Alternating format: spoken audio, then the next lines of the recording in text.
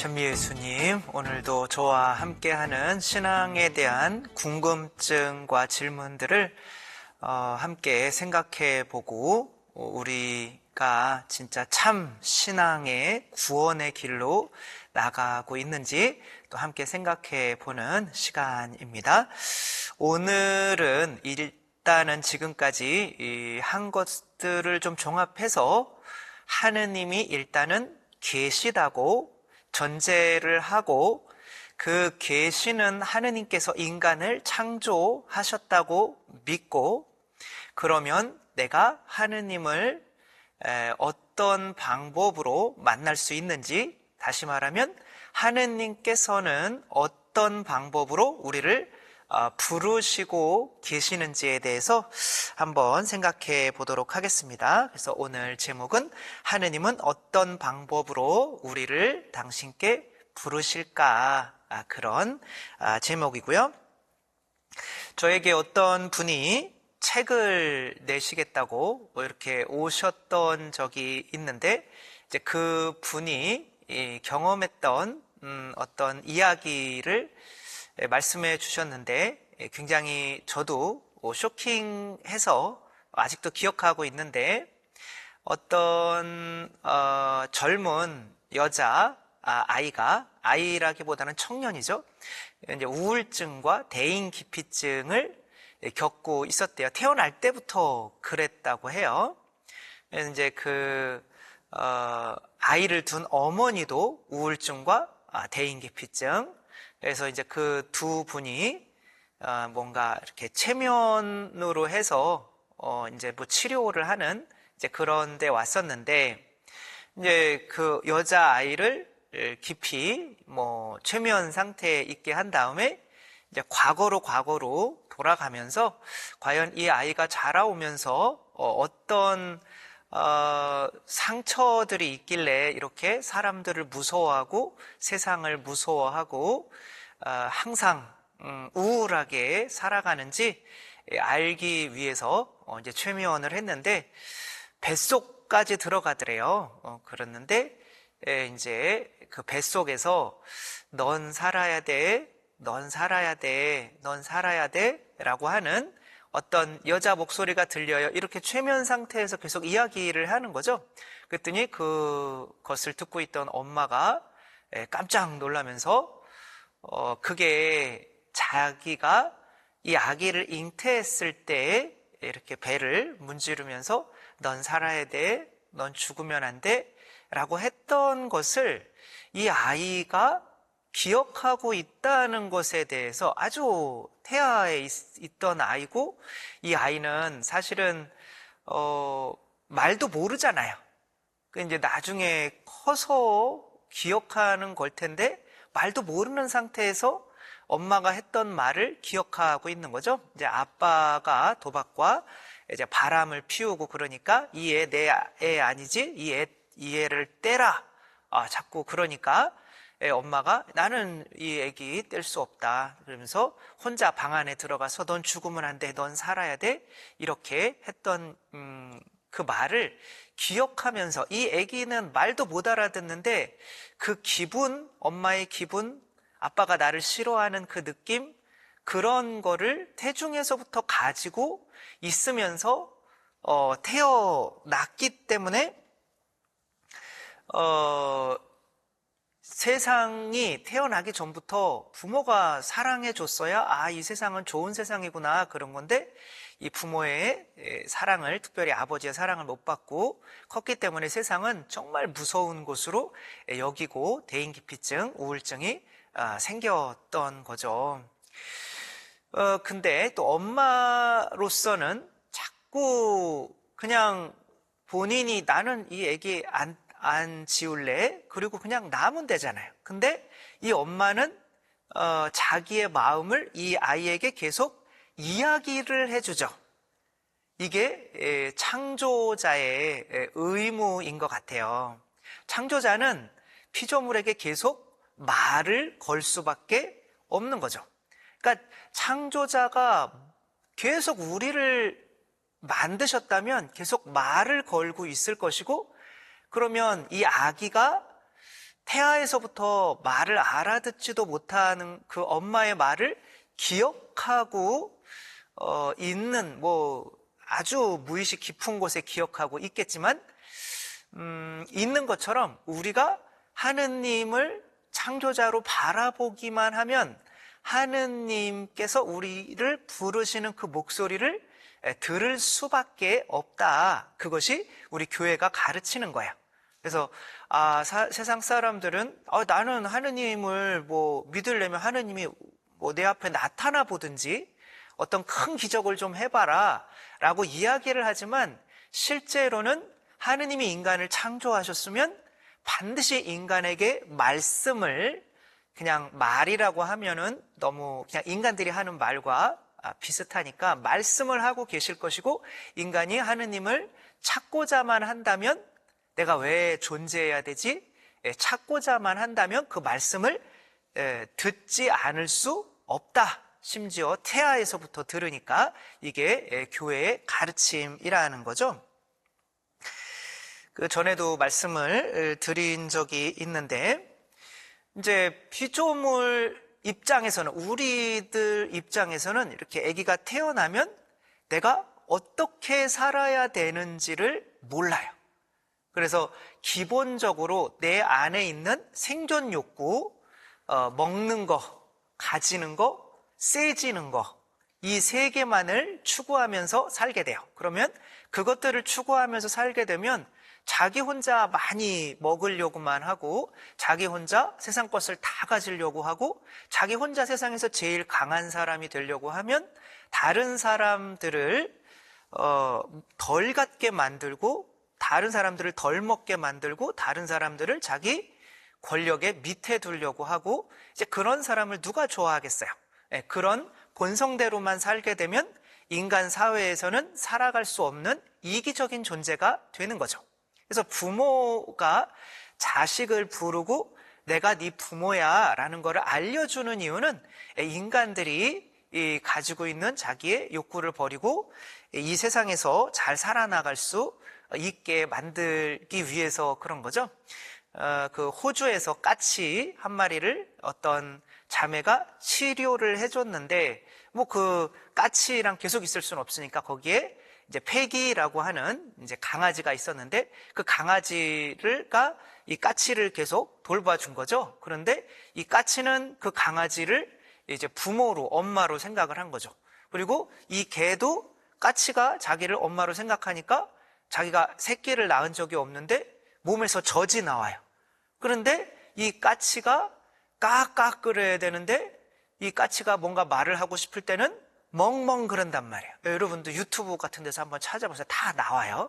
뉴스에도 나오고 그랬는데, 까치가 개를 부모로 아니까 개소리를 하더라고요. 그러니까 얘는 어떻게 내가 누구고 어떻게 살아야 되는지를 알고 싶기 때문에 당연히 이 어떤 피조물도 나를 누가 만들었지? 이 창조자를 찾게 돼 있다는 거죠.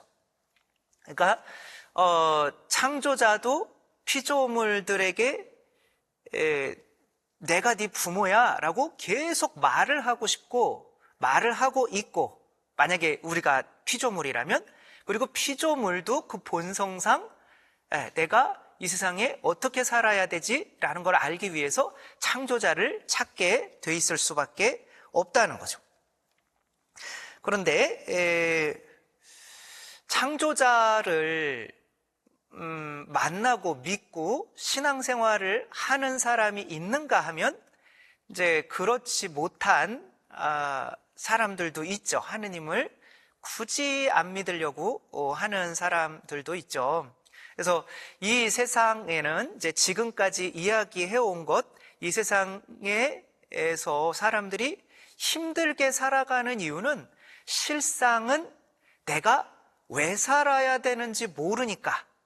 그 아이들은 저희도 복사가 있고 새벽 미사가 저희는 매일 있어요. 그러니까 아기들이 얼마나, 학생들이 이제 아침에 자고 싶겠어요. 그러니까 눈이 떠지지 않는 상태에서 이렇게 복사를 쓰러 새벽마다 나와요. 그럼 걔네들은 자기가 좋아서 나오는 걸까요? 아니잖아요. 근데 그 아이들은 엄마가 시키니까 그냥 힘들지만 나오는 거죠. 그러니까 누굴 기쁘게 하기 위해서 사는 거죠? 엄마를 기쁘게 하기 위해서.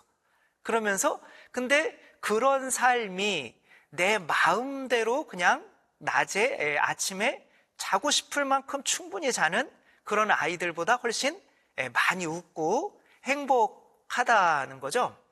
그러니까 이제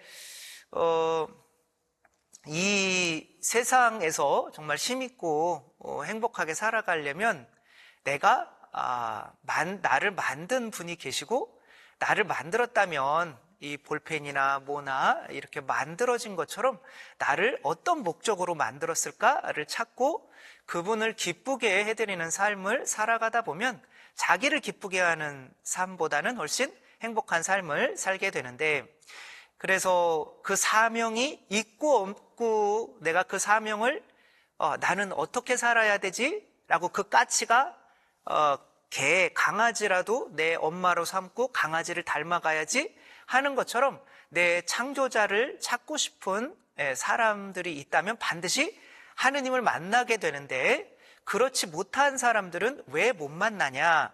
그러니까 대부분은 어렸을 때 부모가 내 창조자고 나를 만들었고, 그래서 나는 부모 뜻만 따르면 나를 만드신 분이 생명을 주신 분이잖아요. 뭐는 못 주겠어 라는 이 평화를 어렸을 때 누렸던 이 아이들은 하느님을 찾기가 쉽지만, 어렸을 때 아까 처음 예로 들었던 그 청년 여자의 아이처럼 부모가 자체가 나를 사랑하지 않는 그런 느낌을 가지고 살았다면 하느님을 찾아갈 수 있는 그런 처음에 했었어야 하는 그 체험을 하지를 못하는 거죠. 이제 그런 사람들은 어떻게 되냐면 이제 현실이 두려운 거예요. 그래서 그런 사람들은 현실 도피형 인간이 돼요. 그 영화 2009년인가요? 김씨 표류기라고 하는 영화가 있어요. 그 남자는 이제 직장에서도 잘리고 빚도 2억 이상 지고 애인과도 헤어지고 부모님도 사랑하는 사람도 안 계시고 그래가지고 한강 다리에서 뛰어내려요. 근데 이제 한강에 그 밤섬이라는 데가 있잖아요. 밤섬에 이제 표류하게 되죠. 죽으려고 그랬는데. 근데 그 밤섬이라고 하는 곳에서는 자기 마음대로 살 수가 있어요. 그렇지만 관계라는 게 안 되는 거죠. 또 그 사람을 멀리서 아파트에서 카메라로 이렇게 보는 자기 방 안에만 이 얼굴에 이렇게 상처가 있어가지고 밖에 못 나가고 있는 여자와 이제 소통을 하면서 서로 그 관계 내에서 이 남자는 자기 섬에서 이제 탈출하게 되고 그 여자는 자기 방에서 나오게 된다. 그런 이야기가 있어요. 그러니까 사랑을 믿지 않으면, 부모의 사랑을 믿지 않으면은 이제 현실을 도피하는 사람들이 있는데 그 사람들은 절대로 하느님의 목소리를 들을 수 없다. 왜? 관계 자체를 의심하기 때문에. 그래서 아난티스와미라고 하는 사람이 지은 나를 잃어버린 사람들이라는 책에 그런 예들이 되게 많아요. 나를 잃어버린 사람들, 사랑을 믿지 않는 사람들. 여기 어떤 사람이 나오냐면 아주 극단적인 거긴 하지만 에돔 지먼이라는 사람이 나오는데 그 사람 분명히 자기가 살아있는데 자기는 죽었다 이렇게 이야기를 해요. 자기는 죽었대. 그리고 이 사람은 실제로 산 사람들보다 공동묘지에서 있을 때 마음이 편안하대요. 그러니까 사람들이 나를 건드리지 않았으면 좋겠다 이런 거죠. 그러니까 이런 사람 자체가 창조자를 찾고 그 목소리를 듣는 거는 어렵다. 그래서 아이들이 신앙을 정말 쉽게 갖기를 원한다면 부모가 부모의 충분한 사랑을 통해서 이 아이들이 이렇게 나중에 부모를 찾은 것처럼 하느님도 그런 방식으로 이렇게 찾게 해야 된다. 그리고 자기 자신만 믿는 사람이 있어요. 비슷한 건데 이 사람들은 뭔가 부모의 뜻을 따라서 사는 게 행복하다는 것을 느껴보지 못한 사람들인 거죠. 1990년 봄에 서울 천호동 반지하 새방에서 엄모 씨와 40세, 그 다음에 그분의 부인 38세, 그리고 아들 8살, 딸 6살이 정말 안타깝게도 연탄불을 이렇게 해서 스스로 일가족이 사망한 일이 있었죠. 근데 이제 이 아버지는 생활고에 굉장히 시달리고 있었어요. 그래서 이제 자기는 돈을 많이 벌어서 우리 가족을 잘 살게 해주고 싶었는데 안 되니까 이 가족이 이렇게 돈 없는 힘든 세상에서 살게 해서는 안 되겠다. 본인도 개신교 신자였는데 이상하게 하느님을 찾았다고 믿었지만 이 세상은 절망뿐이었다는 거죠. 그렇게 돌아가셨는데 이 사람은 꿈이 있었던 거죠. 꿈은 내가 자식들을 잘 키워가지고 이 세상에서 정말 남부럽지 않게 살면서 신앙생활도 잘하는 꿈이 있었는데 꿈과 사명은 분명히 다르죠. 꿈은 본인이 꾸는 거예요. 근데 사명은 나를 창조해 주신 분의 뜻을 찾는 거죠. 그러니까 이분은 아마도 어렸을 때 부모의 뜻을 따르면서 평화를 느끼고 행복한 그 경험이 부족했을 수 있죠. 그러니까 이런 사람은 하느님이 아무리 목소리를 내도 잘 듣지를 못해요. 그래서 이 하느님의 뜻이라고 생각했으면 내가 결혼했던 이 아내도 하느님이 맺어주신 거 아니에요. 그러니까 본인의 꿈을 이루지 못했다고 같이 동반 자살을 하면 안 되죠. 이 아이들도 하느님이 주신 거 아니에요. 내 자녀들이 아니잖아요. 내게 아니잖아요. 그러니까 하느님의 뜻이라고 그 가족들을 이렇게 맺어주시고 자녀가 태어나게 된 게 하느님의 뜻이라고 믿었으면 이분은 이제 하느님의 목소리를 분명히 듣고 했을 텐데 그렇지 못했던 거죠. 그러니까 하느님은 부르시고 계신데 우리가 특별히 어렸을 때 그런 부모님의 부르심에 어떤 잘 응답을 한 경험들이 없는 사람들은 신앙생활을 하더라도 하느님의 사명, 나를 위한 사명이 아니라 내 뜻을 따라가서 살다가 내 뜻이 이루어지지 않았을 때는 이렇게 절망적인 상황까지 가게 된다는 거죠. 이것과 이제 상대적으로 이제 하느님께서 나에게 원하시는 뜻이 무엇일까? 그 사명을 이제 찾으려고 하는 사람들은 분명히 하느님의 음성을 듣게 되는데 우리 배우 최강희 씨 아시죠? 그쵸? 4차원이라고 소문난 최강희라고 하는 그런 분이 있는데 이미지가 굉장히 착해요. 그래서 헌혈도 많이 하고 막 골수 기증도 하고 그게 쉬운 게 아니잖아요. 골수를 빼서 남을 준다는 게. 그런데 이 자매는 어쩌면 부모님의 그런 충분한 사랑을 못 받았던 것 같아요. 그러니까 이제 숨어서는 이분도 대인기피증, 사람을 이게 밖에서 사람들이 짜장면을 막 맛있게 이렇게 먹질 못한대. 이렇게 막 혼자 먹고. 그러니까 이 겉으로 보기에는 굉장히 그런 선한 사람으로 보이지만 실제로는 이 하느님의 음성을 듣지 못하는 이제 그런 존재였는데 어떤 공동체 내에서 계속 하느님 이긴데 막 그 사람들이 막 이렇게 기도를 막 열심히 이렇게 하더래요. 그러니까 그 기도 안에서 하느님 그러니까 막 울면서 막 기도를 하는데 자기도 막 눈물이 나오더래요. 그래서 하느님 살려주세요. 하느님 살려주세요. 하느님 살려주세요. 그러는데 하느님께서 그래 내가 너를 사랑한다. 그게 어떤 음성으로 들렸는지 느낌으로 들렸는지는 모르지만 그 순간 술, 담배를 또 다 끊게 되고 하느님이 살아계시고 내가 살아야 되는 이유가 있구나 라고 그런 삶의 의미를 찾게 되는 거죠. 이승복 박사도 미국으로 건너가서 이제 기계체조를 이제 미국에서 인종차별을 좀 당하다가 이제 기계체조를 잘 했나 봐요. 그 기계체조를 하다가 이제 미국 그 올림픽 국가대표까지 됐는데 그 이렇게 하다가 연습하다가 뭐 척추 뼈가 다 나간 거죠. 그러니까 엄지손가락만 움직일 수 있었다고 해요. 근데 이제 그 엄지손가락만 움직일 수 있는 이런 절망적인 상황에서 어떤 선교사가 와서 이것도 다 하느님이 당신을 위해서 계획한 뜻이 있을 것입니다. 이렇게 얘기하니까 이게 아마 손이 움직였으면 한 대 때렸을 수도 있겠지만 이 엄지손가락만 움직이는데도 그 목소리를 듣게 된 거죠. 왜? 뭘 찾으니까. 사명을 찾으니까. 그래서 그 사람이 이 엄지손가락만 지금도 휠체어 타고 다니지만 그래도 운동을 열심히 해서 이제 미국 존스 홉킨스 하버드 대학교에 또 의대에 입학을 해서 이제 아무튼 훌륭한 또 존스 홉킨스 대학 재활의학과 거의 과장으로 이렇게 살아가고 계시죠.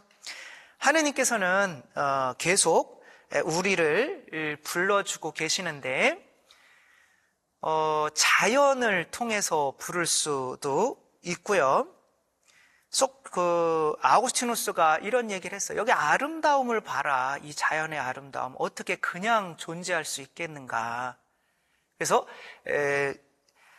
하느님을 진짜 믿지 않던 앤서니 플루 평생 동안 하느님이 없다라는 책을 30권을 냈어요. 근데 이 세포 하나가 만들어지는 게 우연적으로 만들어지는 거는 불가능하다. 이 자연적인 거를 보면서 마지막 죽기 직전에 하느님은 계시다라고 그렇게 고백하고 돌아가신 분이 있죠. 앤서니 플루라고 유명한 옛날에 무신론자였는데 이제 그 다음에는 이제 내가 말을 뭔가 할 수 있게 되면 이제 하느님께서는 어떤 이제 자연이나 이런 거를 통해서 말씀을 하시다가 이제 유대인들에게는 어떤 예언자들을 통해서 말씀으로 이렇게 말씀을 하시죠. 저 같은 경우도 이제 말을 알아들을 때쯤에 어머니께서 그런 말씀을 하셨어요. 엄마는 거짓말하는 게 제일 싫다. 그래서 그때부터 엄마 그렇게 거짓말을 절대 하면 안 되겠다. 이런 것처럼 구약 그런 성경이 쓰여지게 되고 그런 말씀 자체가 바로 세상에 이제 그렇게 말씀으로 보여주시던 그 말씀이 그러니까 뭐 자연을 통해서 부르시던 어떤 구약의 예언자들을 통해서 부르시던 어떤 나에게 일어나는 사건들, 존 뉴턴이라고 하는 사람, 내 마음은 평온해라고 하는 유명한 그 노래를 작곡한 성공의 신부님인데 처음에는 그 노예를 파는 노예 상인이었어요. 근데 너무 폭풍우가 배에서 이제 죽기 직전이에요. 그러니까 근데 어렸을 때 이제 물론 이제 나는 지옥 갈 거야 그렇게 생각하고 있었는데 하느님 어떻게 한 번만 좀 용서해 주시면은 믿겠습니다. 그런데 갑자기 파도가 싹 그렇게 된 거죠. 이런 놀라움 가운데에서 하느님은 계시구나. 그러니까 하느님은 계속 불러주고 계신데 인간이 찾지를 않는 거죠. 그러나 인간이 찾으려고만 하면 하느님의 목소리를 들을 수 있죠. 그분은 그래서 신부님이 되시고 그렇게 또 노래도 작곡하시고 또 살아가는 거죠. 하느님께서는 언제나 우리를 부르시고 계신다. 왜? 우리를 만드셨기 때문에. 다만 우리가 만들어졌구나. 내가 어떻게 살아야 되지? 그 뜻을 찾으려고 하는 사람들은 이 자연 안에서나 성경 안에서나 또 우리에게 일어나는 이런 사건 안에서나 반드시 찾을 수 있다. 그래서 여러분들도 주님께서 부르시는 말씀 안에서 주님을 반드시 만나시는 여러분 모두가 되셨으면 좋겠습니다. 감사합니다.